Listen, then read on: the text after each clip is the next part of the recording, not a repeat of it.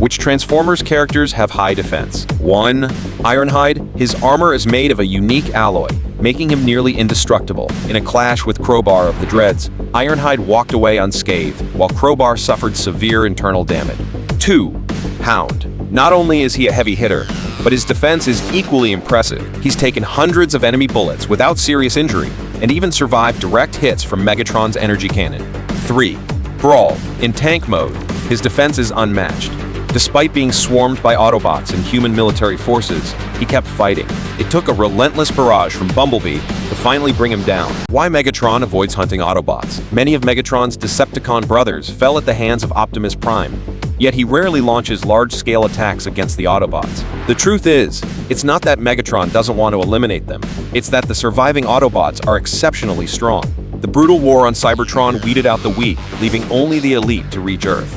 Among the first Autobots to arrive with Optimus, only Jazz was killed by Megatron. Later, arrivals like Hound, Drift, and Crosshairs are even more formidable. Hunting these remaining Autobots has become increasingly difficult for Megatron, especially as his own strength wanes due to severe injuries. The odds are no longer in his favor. Why did Optimus Prime go to Cybertron alone? After defeating Lockdown, Optimus Prime left Earth with the seed to confront the Creator. But why did he go alone, knowing the risks? History shows that going solo has cost him dearly. He was once ambushed and killed by Megatron, Starscream, and Ghidorah, and later captured by Lockdown after a fight with Galvatron. So why didn't he learn from these mistakes? The truth is, Optimus understood the Creator's intentions. Sending a powerful bounty hunter like Lockdown proved the Creator wouldn't stop. If Optimus stayed, Earth would face even greater threats. Earth's situation was already precarious. While most Decepticons were defeated, remnants still posed a danger. By leaving, Optimus ensured the remaining Autobots could protect humanity and hold off the Decepticons, even if humans didn't always appreciate their efforts. Additionally, the seed in Optimus' possession was too dangerous to keep on Earth. If it fell into the wrong hands, the planet risked total metallization. For these reasons, Optimus had no choice but to leave Earth alone and confront the Creator, hoping to end the threat once and for all. Why do Transformers speak mostly in robot mode? In Transformers movies, Cybertronians usually switch to robot mode when speaking, especially when interacting with humans. Does this mean they can only talk in robot form? Of course not. Whether in vehicle or robot mode, Transformers can communicate. While rare, there are instances of them speaking in vehicle mode. For example, in Transformers: Age of Extinction, Optimus Prime calls the Autobots while still in truck form. Skids and Mudflap also use their horns to speak in vehicle mode. Any bad robot out there better get ready for an ass whooping. So why do they prefer robot mode for conversation?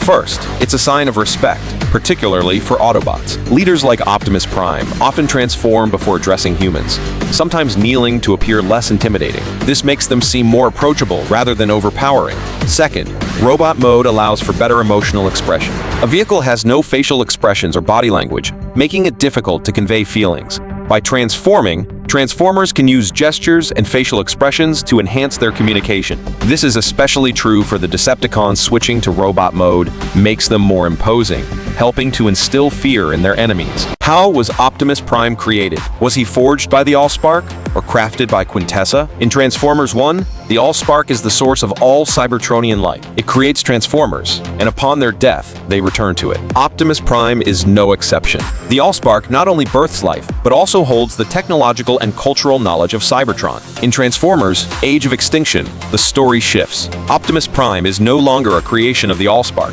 but rather a product of Quintessa. This change caused a major plot inconsistency. Why the conflict?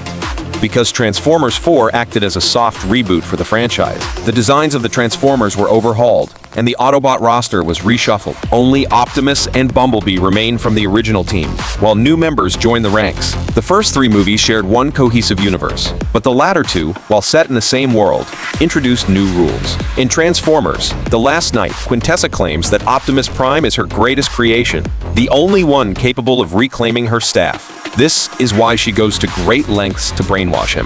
But can we trust her? Quintessa is a master manipulator who once deceived the 12 Guard Knights.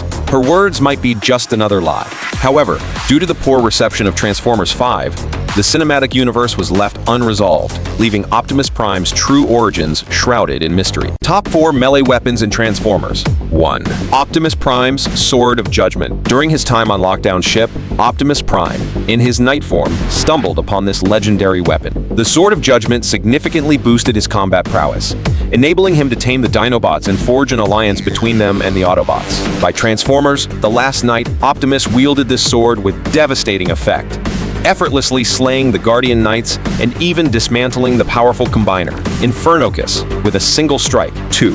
Sentinel Prime's Sword and Shield. Sentinel Prime's sword is razor-sharp and versatile in attack, while his shield is nearly indestructible, capable of deflecting Optimus Prime's Energon Blade strikes. With his superior combat skills, Sentinel used these weapons to sever one of Optimus's arms and leave him severely wounded in their brutal confrontation. 3. The Fallen's Spear. In ancient times, the Fallen wielded this spear to battle the other 6 Primes, showcasing its terrifying power. However, during his fight with Jet Power Optimus Prime, the legendary spear was shattered with ease, marking the end of its reign. 4. Megatron's Great Sword. Perhaps to rival Optimus's Sword of Judgment, Megatron, after rebuilding his body, acquired a massive and imposing greatsword. However, he rarely used it, preferring his arm-mounted fusion cannon. The sword nearly killed Hound in a climactic battle, but due to its limited screen time, some argue that drift swords deserve more recognition. Which combiner Transformers are featured in the Transformers movies?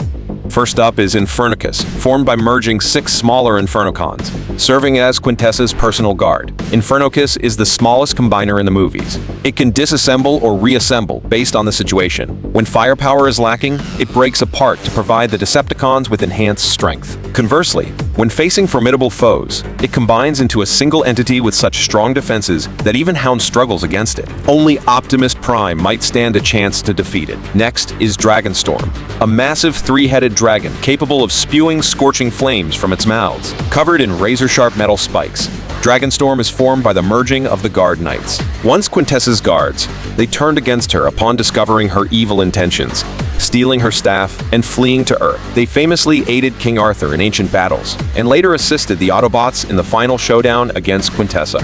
Lastly, there's Devastator, composed of at least 7 Constructicons. With a colossal frame and a fearsome appearance, its mouth functions like a black hole, capable of sucking in and crushing anything. However, Devastator is a classic case of style over substance. Its combined form is awkward, sluggish, and lacks intelligence, limiting it to basic tasks like digging and smashing. A single railgun shot from humans is enough to dismantle it. Which versions of Optimus Prime can Scourge defeat? In Transformers: Rise of the Beasts, Scourge, empowered by Unicron's dark energy, becomes a nearly unstoppable force. The young Optimus Prime in this film is no match for him. However, it's important to note that this version of Optimus is still in his early stages, weaker than even his Transformers 1 counterpart. Scourge's charged cannon is devastating and could potentially kill Transformers 1 Optimus if caught off guard. But from Transformers 2 onward, Optimus surpasses Scourge. In Transformers 2, Optimus single-handedly battles Megatron, Starscream, and Ghidorah. After being resurrected and enhanced by the matrix of leadership and Jetfire's spark, his power is permanently boosted, even without Jetfire's armor. By Transformers 4, Optimus wields the Sword of Judgment, further elevating his strength. Scourge relies heavily on his charged cannon and virus-laden projectiles, but his combat skills fall short against a matured Optimus. He only defeated Apelink due to Apelink's flawed fighting style, which gave Scourge time to charge his weapon. Against a skilled fighter like Optimus, Scourge wouldn't have that luxury. Additionally, Optimus from Transformers 2 to 5 can fly, a capability Scourge lacks, allowing Optimus to outmaneuver and exhaust him in battle. Which Transformers villains are the most intimidating? 1. The Fallen. The Fallen is a force of unimaginable power. With abilities to manipulate gravity and teleport, he is nearly invincible. Only Primes can kill him, and the last Prime was assassinated by Megatron. The Fallen pushed the Autobots to the brink of extinction. If not for Jetfire's sacrifice to empower Optimus Prime, the Fallen would have harvested the sun's energy, dooming humanity to annihilation. 2. Lockdown. Lockdown, a ruthless bounty hunter, operates solely for profit. His cold-blooded nature is evident when he brutally kills Ratchet upon his arrival. He aids Cemetery Wind in hunting down multiple Autobots, often using his sniper cannon to ambush targets from afar. Those hit by his shots rarely survive, instilling a chilling sense of dread in his enemies. 3. Scourge. Scourge, the ultimate puppet of Unicron, is amplified by dark energy. His debut is marked by the murder of Appalink, leader of the Maximals. During the museum battle, he overwhelms Bumblebee and severely wounds Optimus Prime, showcasing his terrifying, overwhelming power. 4. Megatron. Megatron's menace peaks in the first movie, where he leads the Decepticons to dominate the Autobots.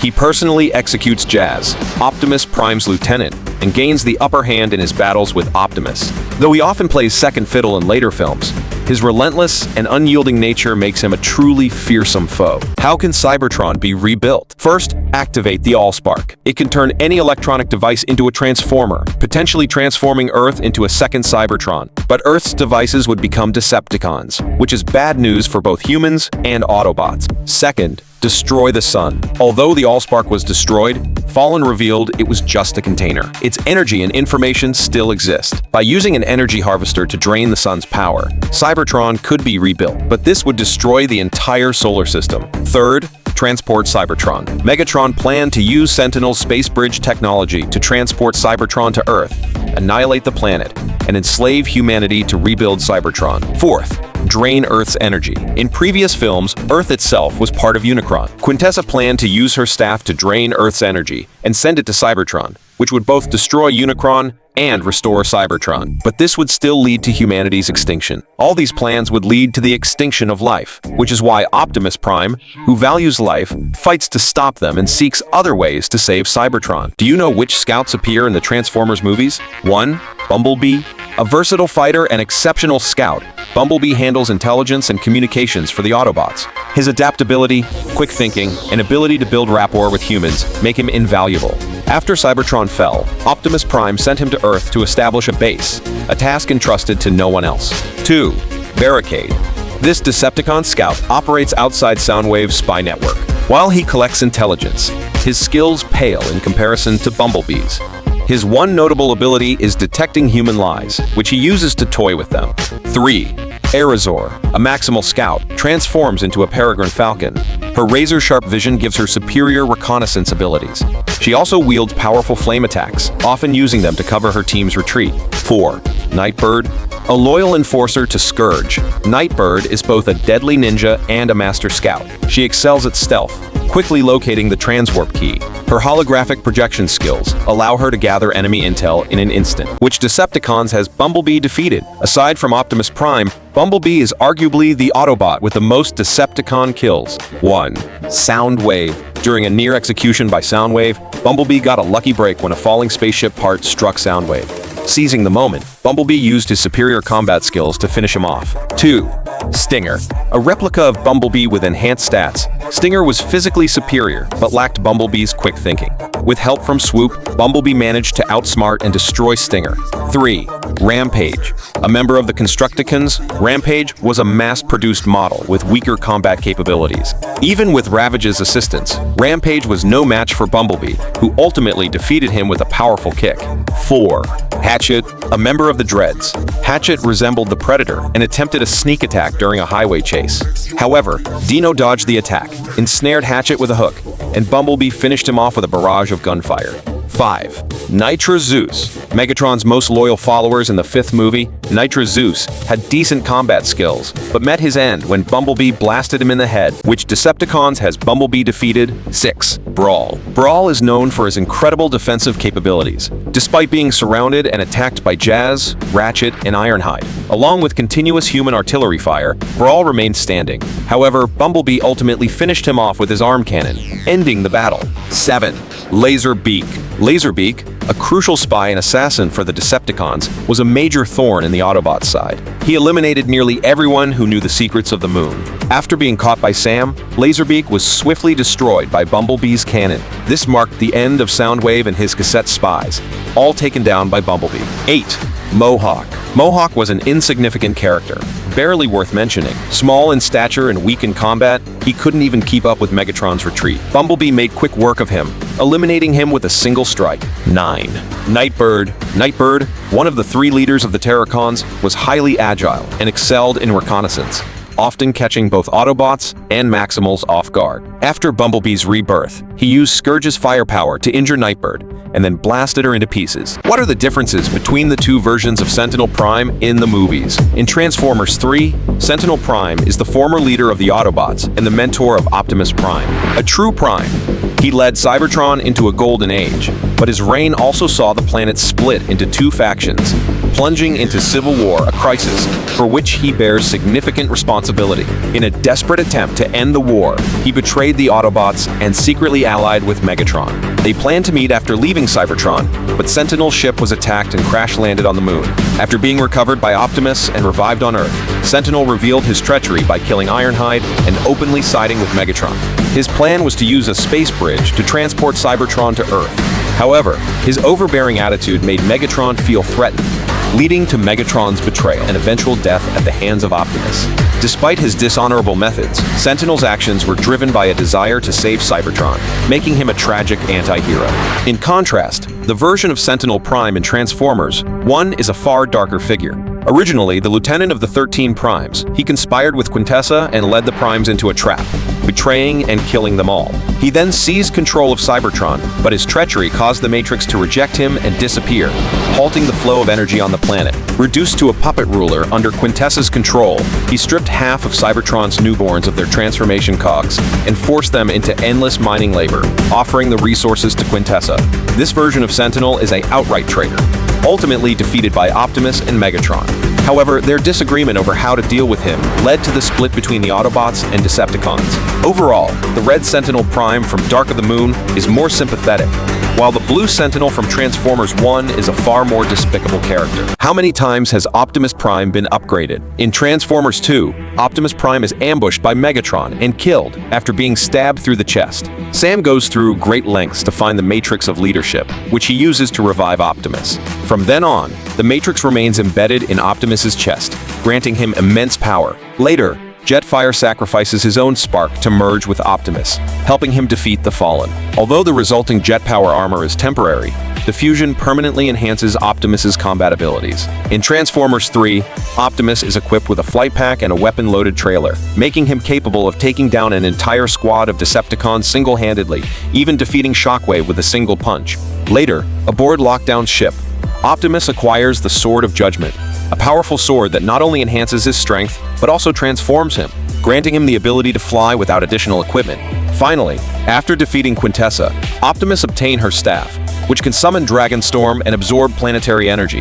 However, the story concludes here, leaving the full potential of the staff unexplored. Who is Megatron's true second-in-command? In the Decepticon power structure, Shockwave, Soundwave, and Starscream form the top three under Megatron. Each has unique strengths, but the debate over who truly ranks as his second-in-command remains unresolved. Shockwave, left in charge of Cybertron, is Megatron's most trusted lieutenant. His ability to operate independently sets him apart, but isolation keeps him distant from the main power struggle. His cold, logic-driven mindset makes him unapproachable. Few Decepticons willingly follow a machine devoid of emotion. Soundwave, always at Megatron's side, is valued for his intelligence-gathering skills. However, he trusts only his cassette minions and manipulates his comrades through espionage. His detached demeanor and self-proclaimed superiority earn him more fear than loyalty. Starscream, though arrogant and unreliable, takes control whenever Megatron is absent. Unlike the others, he understands Decepticon nature's self-interest and survival. He even convinced his fellow Decepticons to eject wounded Megatron from their ship, proving his grasp of their hierarchy. While he can never hold power for long, he is undeniably the true second-in-command. Do you know Cogman? Cogman made his debut in Transformers: The Last Knight. Standing about the size of a human, he moves and behaves just like one, exuding the elegance of a true gentleman. As the butler to Sir Edmund Burton, Cogman is a hidden gem among the Transformers. Despite his small stature, Cogman possesses strength rivaling that of larger Transformers. He can effortlessly bend Crosshair's fingers, leaving the latter writhing in pain on the ground. What makes Cogman truly unique is that he is the only headmaster in the Transformers movie series. Essentially, Cogman is just the head, while his body transforms into a sleek white Aston Martin sports car. This separation isn't just for show, it's a survival tactic. Earth lacks Energon, the lifeblood of Transformers. Without it, they age, rust, and eventually perish. By detaching his body, Cogman reduces energy consumption, slowing down his aging process. Armed with small missiles he can fire from his mouth, Cogman is a force to be reckoned with. Yet, he's never shown his full power. When combined with his Aston Martin form, his combat capabilities become even more formidable. Why can Bumblebee disassemble and reassemble at will? In Transformers: The Last Knight, Bumblebee's body undergoes a significant upgrade, allowing him to break apart into smaller components and reassemble himself, even when violently dismantled in combat. This unique ability gives him the edge to face formidable foes, like Nemesis Prime. Each of his detached parts can operate independently, enabling him to attack enemies with unmatched flexibility. Among the Autobots, Bumblebee is the only one with this capability. Interestingly, this ability wasn't present before the fifth movie, and its origin remains unexplained. However, it's likely tied to the aftermath of defeating Galvatron's army. Galvatron's forces, particularly the human-made Transformers, utilized particle reassembly technology developed by KSI. This tech allowed them to transform by rearranging their molecular structure, making them highly resistant to attacks. Given the similarities between Bumblebee's new ability and KSI's particle reassembly tech, it's plausible that after Galvatron's defeat, KSI shared this technology with the Autobots. To adapt to escalating threats, Bumblebee likely underwent this transformation, gaining his signature disassembly and reassembly combat mode. Why didn't Stratosphere join the fight? In the Transformers movies, Stratosphere stands out as one of the largest Autobots, capable of holding Bumblebee in the palm of his hand. He transforms into a massive transport plane, large enough to carry the entire Autobot team, showcasing his colossal size. Given his enormity, one might assume he'd be a formidable fighter. So why did he never join the battles? The first reason is his age. Stratosphere is old, and without regular energon replenishment, his body has severely deteriorated, leaving him weak and fragile. If he were to fight, his performance could be compared to Jetfire's in Revenge of the Fallen. Jetfire fought valiantly, taking down Mixmaster in one strike, but his age made him vulnerable. He was nearly killed by Scorponok's sneak attack, suggesting Stratosphere might fare even worse. The second reason is his role. Stratosphere excels at transportation, serving as a vital aerial asset for the Autobots. Using him as a frontline fighter would waste his unique value. Additionally, his massive size and advanced age make him slow and cumbersome in robot form, turning him into an easy target. Why are the Transformers movies getting worse? 1. Power scaling issues. In earlier films, a single Decepticon like Blackout could wipe out an entire military base alone. Decepticons held the upper hand in battles, and Megatron could match Optimus Prime in combat. However, later films saw a drastic drop in Decepticon strength. Even Megatron was reduced to a mere henchman, and humans could capture them with ease. 2. Weak storytelling. The fifth film's chaotic plot, involving ancient England and World War, I felt messy rather than enriching the story. Many character arcs were left unresolved. For example, Sideswipe and Dino's fates remain unknown, and Galvatron's sudden transformation into Knight Megatron was unexplained, leaving viewers confused. 3. Design changes. Early designs featured sharp, mechanical lines that embodied a strong industrial aesthetic. Starting with the fourth film, designs shifted to resemble human body shapes, giving Optimus Prime a sleeker build and Autobots more human-like faces. While some embraced this new style, it sparked heated debate among fans. Is Knight Megatron really weak? He's actually severely underestimated. In Transformers: The Last Knight, Knight Megatron gets kicked away by Optimus Prime in one scene, making him seem weak. But in reality, his overall strength is far from lacking. In fact, this is arguably Megatron's strongest form since Transformers 2. Knight Megatron is covered in heavy knight-like armor, complete with a face mask. His weapons are also upgraded: a massive sword for close combat, a flamethrower mounted on his arm, and a powerful fusion cannon. During his battle with the Autobots, Megatron single-handedly takes on the entire team. He faces attacks from Bumblebee, interference from Hot Rod's time-freezing gun, and Hound's firepower, all while dealing with Optimus Prime's relentless assault. Despite being outnumbered and losing an arm to Optimus, Megatron still manages to pin Optimus to the ground, even with just one arm. Sure, he gets kicked away in the end, but that's hardly enough to kill him. If not for the Transformers franchise reboot, Megatron would undoubtedly have found a way to make a comeback. What are the Quintessons? In Transformers 1, Sentinel Prime betrayed the 13 Primes, leading them into a Quintesson ambush. After the Primes were killed, Sentinel became a puppet leader under Quintesson control. The Quintessons are not only vast in number, but also possess highly advanced technology. Quintessa, from Transformers: The Last Knight, is based on the Quintessons, one of the most cunning species in the universe. They crave knowledge and power, but are inherently lazy, requiring vast amounts of labor and resources. Their goal isn't to exterminate all Transformers, but to colonize their worlds. In the G1 animated series, Quintessons are depicted as five-faced creatures with multiple tentacles. The Quintessons seen in Transformers, one might just be a commander, with the true mastermind remaining hidden. After Sentinel Prime was killed by Megatron, the Quintessons lost control of Cybertron. If a sequel were to follow, the Quintessons would likely attempt to reclaim the planet. Despite Cybertron being divided into factions, and with Megatron and the High Guards having left, the Quintessons remain a common enemy. This could potentially reunite Megatron and Optimus Prime to defend against this external threat. Why was Stinger a match for Bumblebee? After the Battle of Chicago, humans studied Transformer remains and developed their own transforming technology, creating artificial Transformers. Stinger was one of them. In the film, aside from Galvatron and Stinger, most of these artificial Transformers proved ineffective. Stinger,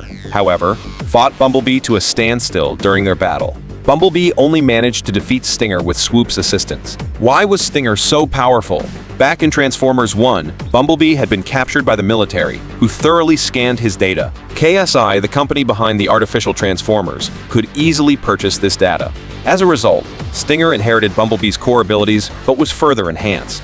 Stinger also featured a particle reassembly transformation mode, adding to its versatility. Moreover, KSI mass-produced Stinger units, but most were poorly made. The Stinger that fought Bumblebee likely possessed the best performance. Additionally, Bumblebee and Hound had already battled numerous artificial Transformers before facing Stinger, which drained Bumblebee's energy. This disadvantage made it harder for Bumblebee to defeat Stinger. Why does Iron Man struggle with anxiety and guilt? Many villains Tony Stark faced were tied to his past actions, fueling his anxiety and guilt.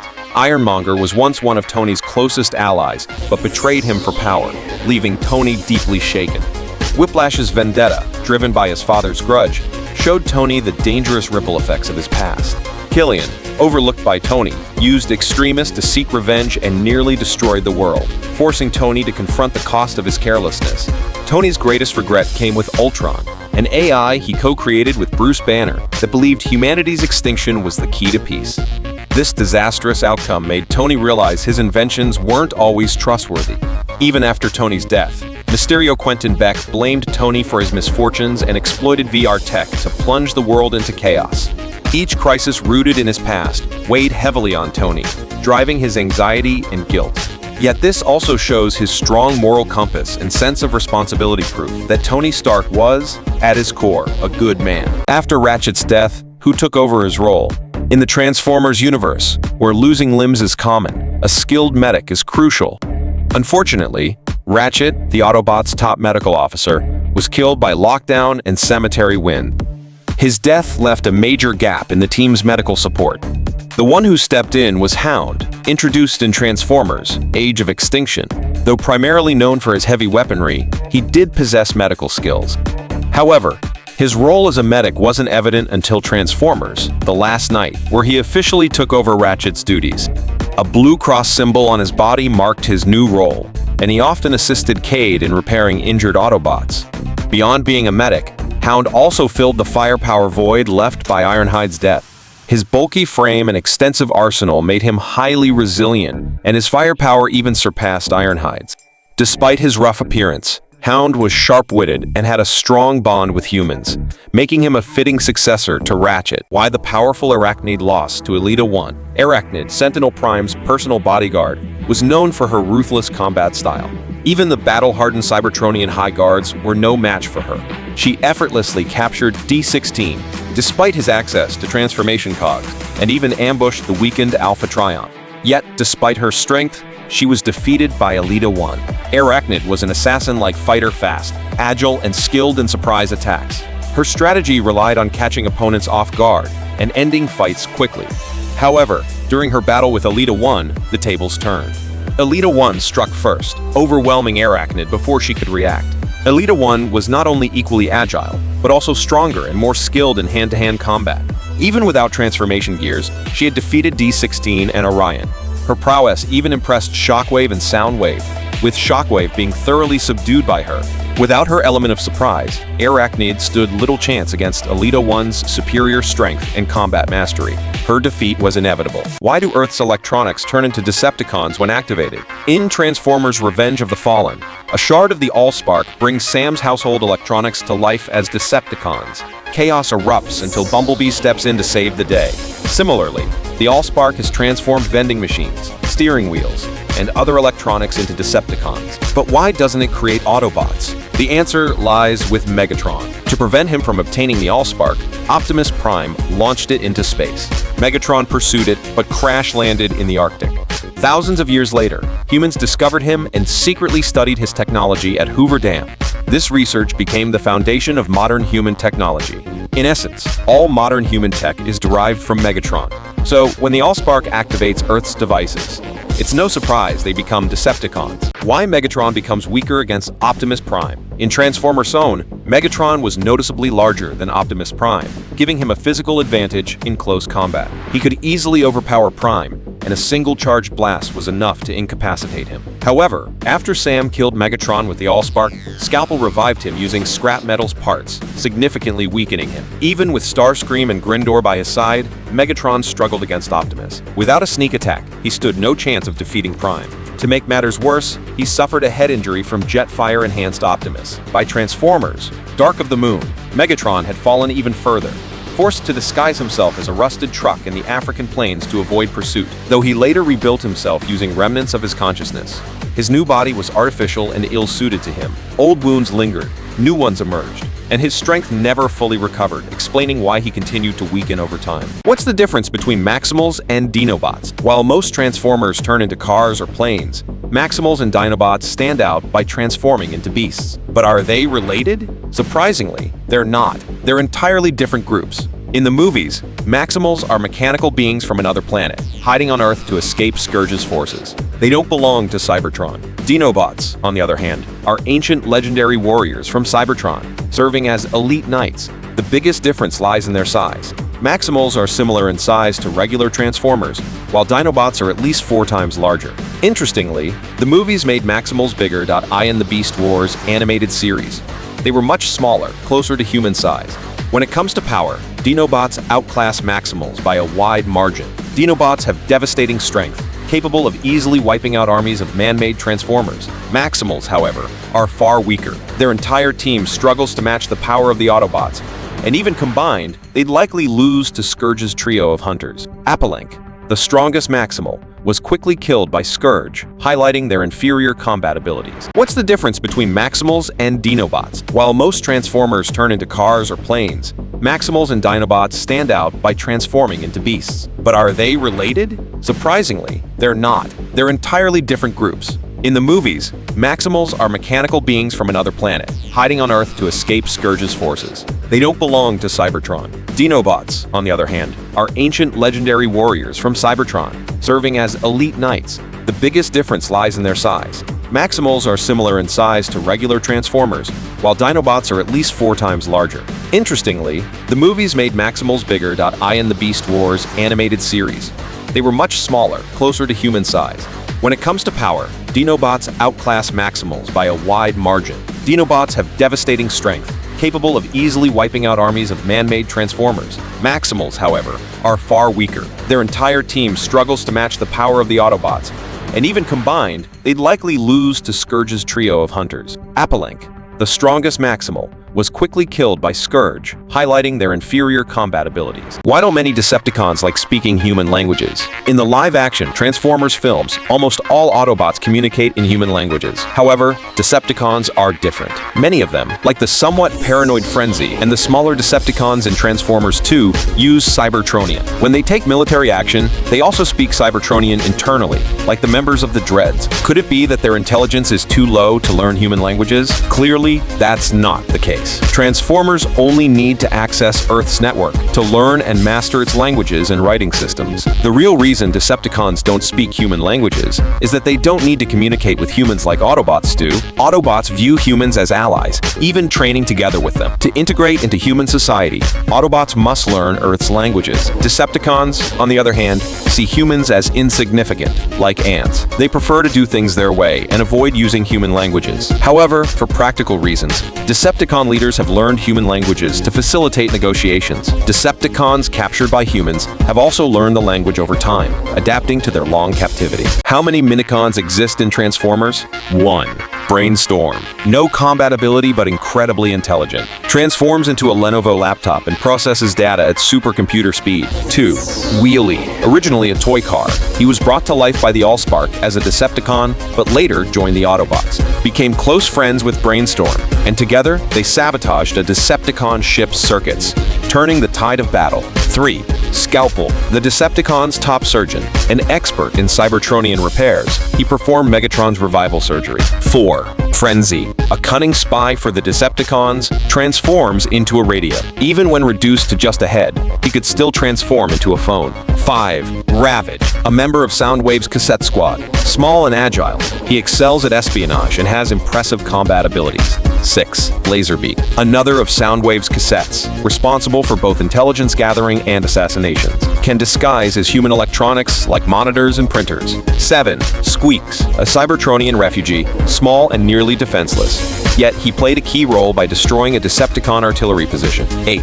Igor. Megatron's grotesque pet, made from Long Haul's severed head. Ugly, dim-witted, and only good at following Megatron around. Where did Sam go in Transformers? Sam was the heart of the Transformers movies. In the first film, he destroyed Megatron with the Allspark. In the second, he revived Optimus Prime with the Matrix of Leadership. In the third, he took down Starscream. But by Transformers 4, Sam was gone, replaced by Cade Yeager. Why? At the start of Transformers 4, Cemetery Wind, working with Lockdown, ruthlessly hunts down Autobots, killing Ratchet. The government has completely turned against Transformers. Their brutality is evident when they take Cade's daughter hostage, threatening to wipe out his family unless he reveals Optimus's location. If they would do this to innocent civilians, imagine what they'd do to Sam, whose loyalty to the Autobots was unshakable. When Cade revives a wounded Optimus, the first thing Prime says is, "Sam, run." This suggests that Sam may have been targeted, possibly even killed. Further evidence comes in Transformers 5 inside Sir Edmund Burton's mansion. Among photos of deceased Witwicky family members, Sam's picture is prominently displayed. This heavily implies that Sam is dead. Why is Scar King not as powerful as Kong? While Kong still can't match Godzilla, he managed to stun the King of Monsters with his mechanical glove. This is impressive, especially considering Godzilla had just absorbed energy from Tiamat's lair, boosting his power 20-fold. In comparison, Scar King's combat performance pales. Scar King's only advantage over Kong is agility. In their first encounter, Scar King's nimble fighting style overwhelmed Kong. However, once Kong figured out his tricks, he gained the upper hand, even knocking out Scar King's teeth with a single punch. Without Shimo's support, Kong might have defeated Scar King much earlier. Kong's superiority stems from his lifelong combat training and countless battles against Skullcrawlers. Additionally, Kong wields a battle axe and a mechanical glove, which significantly enhance his strength. In contrast, Scar King, though a top fighter in Hollow Earth, has grown complacent, relying on his minions for food and Shimo's power. This has left him physically weaker than Kong. In essence, Scar King is just a dictator hiding behind others' strength. Why did Shimo ultimately choose to follow Kong? In Godzilla vs. Kong 2, Scar King used crystal, embedded in his bone whip, to torment and control Shimo for thousands of years. Trapped deep within the Earth's molten core, Shimo endured endless suffering. One might expect her to harbor deep hatred for the Ape Titans, especially after gaining her freedom. Yet, she willingly becomes Kong's ally. Why? The primary reason lies in Shimo's nature. Despite her immense power rivaling Godzilla's and capable of freezing the entire planet, but Shimo is inherently gentle. As a female Titan, she has no desire for violence. Her attacks on Godzilla were solely under Scar King's coercion. Even after Zuko shattered the crystal, freeing her from Scar King's control, Shimo's first reaction wasn't vengeance, but stunned stillness. This reveals her docile temperament. Though wronged by the Ape Titans, Shimo doesn't extend her hatred to all of them, especially Kong. Kong, in fact, becomes Shimo's savior. Despite her repeated attacks, Kong quickly realizes she's being manipulated. Instead of retaliating, he focuses on destroying Scar King's crystal. Shimo witnesses this and recognizes Kong's compassion. Grateful for his help, she chooses to follow him, not out of obligation, but out of mutual respect and trust. Why Godzilla slept in the Roman Colosseum. After Godzilla and King Kong teamed up to defeat the Scar King, Godzilla didn't return to the ocean as usual. Instead, he decided to rest on land, curling up in the ancient Roman Colosseum. Godzilla has a home in the depths of the ocean, where he usually rests when not fighting. However, in Godzilla 2, humans dropped an oxygen destroyer bomb into the sea, nearly killing him. Weak and barely alive, Godzilla was forced to recuperate in his lair. To save him, Dr. Serizawa detonated a nuclear bomb, providing Godzilla with a massive energy boost and restoring him to full strength. Unfortunately, the explosion also destroyed his underwater home. Later, while chasing Scylla to Italy, Godzilla exhausted himself during the pursuit. Spotting the Roman Colosseum, he found it spacious enough to accommodate his massive frame and reminiscent of his old lair. Deciding it was a suitable replacement, he made it his new resting spot. There's another reason Godzilla chose to sleep on land. He's wary of humans. After discovering that humans had created Mecha Godzilla using Ghidorah's remains, Godzilla destroyed their research facility to prevent further threat. By staying on land, he can respond quickly to any danger. Additionally, sleeping in the ocean would leave him vulnerable to another oxygen destroyer attack, the only weapon capable of killing him. Why is Kong stronger than other great apes? Kong isn't the only surviving great ape. Deep in the Hollow Earth, many of his kind still live. In ancient times, the tyrannical Scar King tried to conquer the surface, but was defeated by Godzilla, trapping all great apes in the Hollow Earth. Kong, born on Skull Island, is the only great ape on the surface. So, what makes him stronger than the others? First, it's in his genes. Kong's parents were elite among the great apes, hailing from the Hollow Earth. To survive on Skull Island, they fought endlessly against countless skull crawlers. Their superior physicality and instincts ensured their offspring would be exceptional. Second, Kong exhibits atavism, a throwback to his ancestors, who were powerful enough to rival Godzilla. Kong's ancestors once used Godzilla's dorsal fin to craft a battle axe. Kong's growth to over 100 meters tall may be a result of this ancestral legacy. Third, his environment shaped him. After his parents died, skull crawlers overran Skull Island, forcing Kong into daily battles. These relentless fights honed his strength and combat skills. Unlike other great apes, who rely on group tactics, Kong often fights alone, taking on multiple enemies at once. Can Pink Godzilla defeat King Ghidorah? In its normal form, Godzilla is no match for King Ghidorah. Ghidorah boasts incredible durability, rendering Godzilla's atomic breath ineffective beyond pushing him back. He's also physically stronger and possesses extraordinary regeneration. He can regrow severed heads in no time. Godzilla only managed to defeat him after Mothra's sacrifice triggered his transformation into Burning Godzilla. So, how would Pink Godzilla fare against Ghidorah? After absorbing energy from Tiamat's lair, Pink Godzilla's power reserves increased 20-fold, significantly boosting his atomic breath, defense, and agility. However, victory wouldn't come easily. Fully charged, Ghidorah can unleash devastating multi-directional energy attacks with greater range and firepower. If Pink Godzilla activates his overdrive mode, he might surpass Ghidorah slightly. Ghidorah's signature move, lifting Godzilla high into the sky and slamming him down, relies on Godzilla being exhausted. But with vastly improved stamina, Pink Godzilla wouldn't tire easily, making that strategy ineffective. Ultimately, Pink Godzilla should be able to win, but it would be a long, grueling battle. How powerful is Mecha Godzilla? Mecha Godzilla, a mechanical titan created by Apex Cybernetics, is a force to be reckoned with. Controlled through a neural link using Ghidorah's skull and a human brain, this machine is a technological nightmare. Even at just 40% power during its initial activation, it effortlessly killed a skullcrawler. But when Apex pumped it full of energy, things went haywire. Mecha Godzilla went rogue, killed its pilot, and developed its own independent consciousness. Armed with shoulder-mounted missile launchers, a jet booster for agility, and a devastating atomic breath, rivaling Godzilla's, Mecha Godzilla dominated the king of the monsters in battle. Its sheer power and precision left Godzilla struggling to keep up. But whose consciousness was driving Mecha Godzilla? The answer lies in its actions. When Kong intervened to help Godzilla, Mecha Godzilla knocked him down but ignored him, focusing all its rage on Godzilla. It relentlessly attacked the Lizard King, even attempting to finish him off with its atomic breath. This intense hatred suggests Ghidorah's consciousness was in control, seeking revenge for its previous defeat. Who would win, Pacific Rim Jaegers or Godzilla's Titans? To settle the debate between the Jaegers from Pacific Rim and the Titans from the Godzilla series, we need to address a fundamental difference: autonomy.